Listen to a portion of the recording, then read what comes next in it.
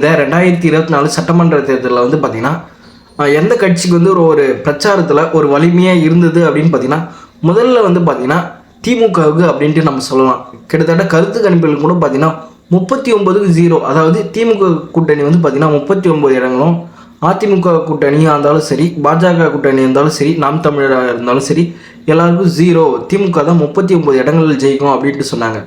ஆனால் இப்போ வந்து கள நிலவரம் வந்து பார்த்தீங்கன்னா, அதிமுகவுடைய இது வந்து இன்க்ரீஸ் ஆகிட்டு வருது அப்படின்ட்டு சொல்லலாம். திமுகவுக்கு பார்த்தீங்கன்னா ஒரு 24, அதாவது கூட்டணியோடு சேர்த்து ஒரு 24 தொகுதிகளும், அதிமுக வந்து பார்த்தீங்கன்னா கிட்டத்தட்ட 15 தொகுதிகள் வரைக்கும் ஜெயிப்பாங்க அப்படின்ற அளவுக்கு கருத்து கணிப்பு வந்து மாற தொடங்குது.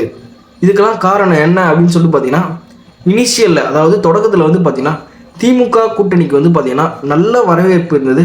குறிப்பாக ஸ்டாலின் பேசுகிறதாகட்டும், மு.க.ஸ்டாலின் வந்து மத்திய அரசை சாடுறதா இருக்கட்டும், உதயநிதி அவர்கள் வந்து பார்த்தீங்கன்னா மத்திய அரசு தான் சாடுறாரு, எடப்பாடி அவர்களையும் கொஞ்சம் பேச ஆரம்பித்தார். அப்போது வந்து பார்த்தீங்கன்னா ஸ்டார்டிங்கில் வந்து பக்கவாகவே போயிட்டு இருந்துச்சு அப்படின்ட்டு சொல்லலாம். ஆனால் நடுவில் என்ன ஆகிப்போச்சு அப்படின்னு பார்த்தீங்கன்னா, ஒவ்வொரு கேண்டிடேட்டும் அவங்க தொகுதிக்குள்ளே போகும்போது என்ன ஆகுது அப்படின்னு கேட்டிங்கன்னா, நீங்கள் என்ன செஞ்சீங்க அப்படின்ட்டு எல்லாம் வந்து கேட்குறாங்க. தண்ணி வரலன்றாங்க. குறிப்பாக வந்து உதயநிதி அவர்களுக்கு எந்த சாதனையை சொல்கிறது அப்படின்ட்டு தெரியல.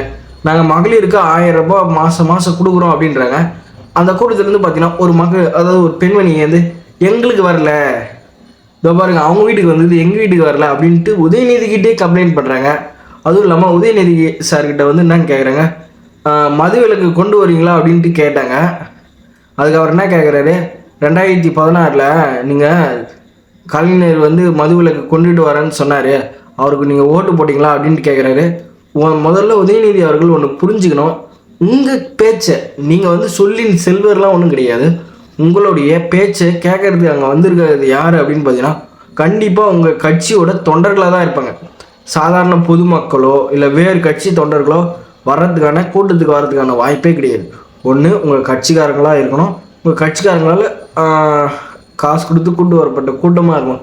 உங்கள் கட்சிக்காரங்க தான் வந்து அவங்கள பார்த்து ஓட்டு போட்டிங்களா அப்படின்ட்டு அவர் கேட்டிருக்க கூடாது.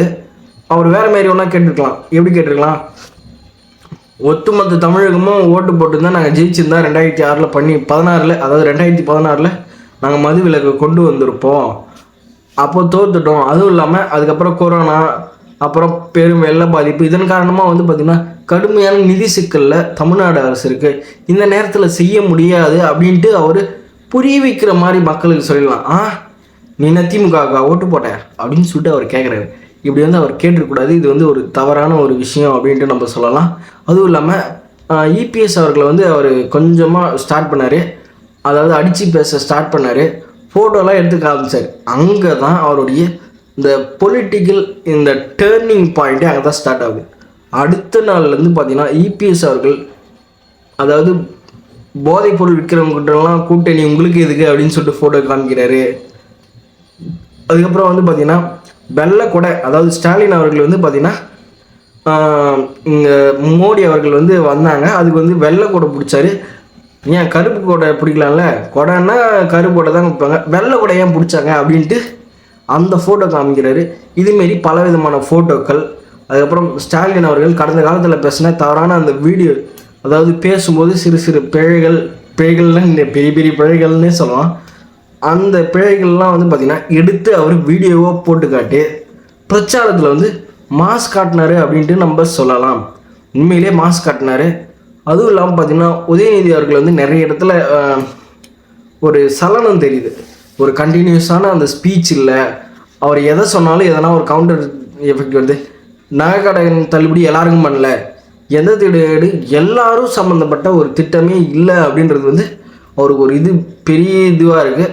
அதுவும் இல்லாமல் எய்ம்ஸ், அதாவது மதுரையில் எய்ம்ஸ் மருத்துவமனை அடிக்கல் நடத்துக்காக செங்கல் மட்டும்தான் வச்சுட்டு போனாங்க, அது இன்னும் வரலன்னு சொல்லிட்டு அவர் எடுத்து காமிக்கிறார் மக்கள்கிட்ட. அதுக்கு இபிஎஸ் என்ன சொல்கிறாரு, இங்கே மக்கள்கிட்ட நீங்கள் ஏன் எடுத்து காட்டுறீங்க, 2019 24 வரைக்கும் நீங்கள் நாடாளுமன்றத்தில் கிட்டத்தட்ட 39 திமுகவும் கூட்டணி கட்சி சார்ந்த எம்பிகள் இருந்தீங்க, அந்த செங்கலை நாடாளுமன்றத்துள்ளே எடுத்து போய் காமிக்க வேண்டியது தானே அப்படின்ட்டு கேட்குறாரு. ஏன்னா நம்ம வந்து இவங்க எல்லாத்தையும் எதுக்கு தேர்ந்தெடுக்கிறோம், நாடாளுமன்றத்தில் போய் பேசி நம்மளுக்கான உரிமைகளை பெற்று தருவாங்க அப்படின்றதுக்காக தான்.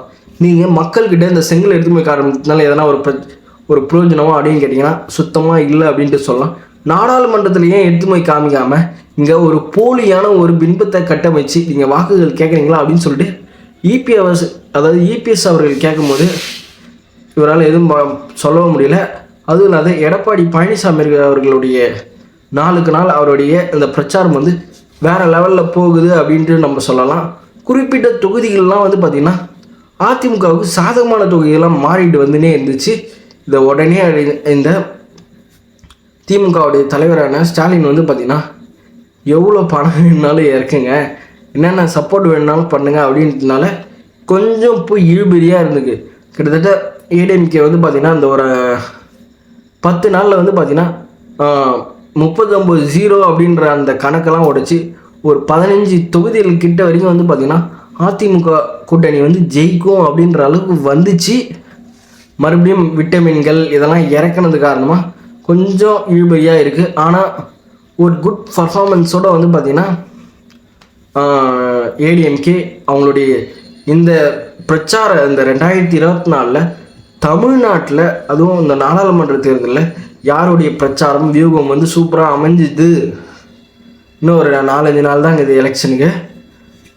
யாருது வந்து சிறப்பாக அமைஞ்சுது அப்படின்னு பார்த்தீங்கன்னா ஏடிஎம்கே வந்து பர்ஃபெக்டாக அமைஞ்சுது. ஆனால் அதில் என்ன ஒன்று பிரச்சனைன்னு வச்சுக்கேன், அந்த கூட்டத்துக்கு போனவங்கெல்லாம் அவங்க தொண்டராக இருப்பாங்க, அதுவும் அவங்களால காசு கொடுத்து கூட்டிட்டு வரப்பட்ட மக்களாக தான் இருப்பாங்க. நான் அதையும் இல்லைன்னு சொல்லலை. இதெல்லாம் வந்து பார்த்திங்கன்னா அடிமட்டம் வரைக்கும் போய் இது வந்து சேருமா அப்படின்றது வந்து சந்தேகம்தான். ஏன் அப்படின்னு சொல்லிட்டு பார்த்தீங்கன்னா இங்கே வந்து பார்த்திங்கன்னா இந்த எலெக்ஷனாக இருந்தாலும் ஒரு 10-15% பீப்புள் தான் வந்து இதில் ஆக்டிவாக இருப்பாங்க. மற்றவங்களாம் வந்து அவங்களுடைய வேலையை தான் பார்த்துட்டு இருப்பாங்க. இந்த இடத்துல தான் வந்து பூத் கமிட்டி ஏஜென்ட் இருக்காங்களே அவங்களுடைய ஒர்க் தான் வந்து பார்த்திங்கன்னா இந்த நாடாளுமன்ற தேர்தலை பொறுத்த வரைக்கும் இல்லை, எந்த தேர்தலாக இருந்தால் அவங்களுடைய ஒர்க் தான் வந்து பெஸ்ட்டு அப்படின்ட்டு சொல்லலாம். அவங்க நினச்சா ஒரு கேண்டிடேட்டை ஈஸியாக ஜெயிக்க வைக்கலாம் அப்படின்றது புரிஞ்சுங்க. சரி, இதில் நம்ம என்ன பார்த்துன்னு வந்தோம் அப்படின்னு பார்த்தீங்கன்னா பிரச்சார வலிமையில் வந்து பார்த்திங்கன்னா ஏடிஎம்கே ஒரு எட்ஜ் இருக்கணும். 39-0 அப்படின்ற அந்த கருத்து கணிப்பு வந்து பொய்யானதுன்னும் 39 இடங்களில் வந்து திமுக கூட்டணி வந்து முழுமையாக எடுக்காது. அதிமுக நிறைய சீட்டுகள் அதாவது கணிசமான சீட்டுகள் வாங்கிறதுக்கான அறிகுறி தென்படுது அப்படின்றதான் இதனால் வரைக்கும் நடந்து சொல்லுவோம். அடுத்து ஒவ்வொரு தொகுதியிலையும் நிலவரம் எப்படி இருக்குது அப்படின்ட்டு நம்ம பார்க்கலாம்.